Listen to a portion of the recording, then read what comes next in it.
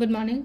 Ngasigi card ki message email se ko ngasi nomajing numit se ahambada number da haragadi number 156 leire aduga color da na pink color gumba kai gumba maina shina bi be ko aduga sum sak thongba ke no sum hapo haina ko koi nomajing gi na hadi chini angang ba se katang maming gi na do maina hape ko do hambada khoi gi ke no jing minera se hadi card ahum katang lo tho yenga se ko hadi card number 1 card number 2 aduga card number 3 ko ahum sidagi ama khanbira se adu matung da khoi gi ke no yenga se ko hadi Afaba keno timing hires ne ko ngasi gena nomajing gi oina timing of was happening in minutes ko hadi card number 1 lere 2 lere 3 lere ko hadi first card khan banga yenga se ko first card se leina ko hadi keno mat chat ke keno ma start toge haragati ngasi se yai ko ina chat ke ina toge ina khaliba potse chat piyo to biyo hobu matam da hai tare ko ingonda kana ba phangba adum mai la kani ko khanjana ragum bale he chatlo ina chat ke na khalagadi ko aduga ani shuba card se na among sida hai se thongna oina lai ko sia ha kanda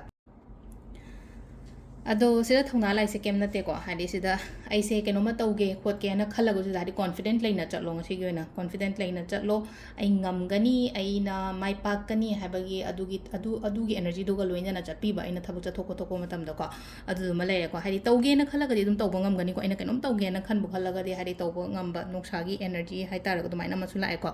aduga ahum su bas ko ahum su bas ju katang adum positive oina lai ko hadi lai na di phangoi ataraga su ko hadi aina hona zariba aina tawriba kholiba mayam se adugi result reward je shodina phangani ko aina ngrang na hande hadi adum ai je hona ba kanba person ne kana khala je hona ba kanba mi ne na khala se taraga de aina hona riba aina tawriba kholiba mayam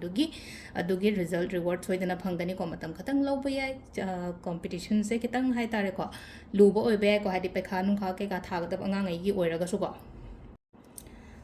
Ado sisina akoigi card ki message lere ko timings wa pe hajara ke mayam da hadi timings na eu ki pung taruka minute kun dagi na trama thoi ga me kuma thoi phang lere adagi amu pung amma ga minute amma daina ani ga minute fuma thoi phang lere dagi taruka minute amma dagi na pung tara ga minute amma phang lere ko sina nungdang gi ni ko nungda wairam dagi na pung ke no phaw hadi nungdang gi atheng bagi ko nungda wairam daina pung taruka minute amma dagi ko tara ga minute amma phang lere ko aduga nungdang ahing gi na hadi baro ga minute fuma thoi dagi na pung ani ga minute amma phaw amma lere aduga nongalam dagi na ahum ga minute kuma thoi dena mariga minute nifu ma thoi phaw ko aro sen nu ahingi timing hare je mam kai gi no kai khalangan ahingi timing hare je gi nam da ahing thabuk to sum yaune na ngangai haji kan di hadi online thabuk suba khopa mama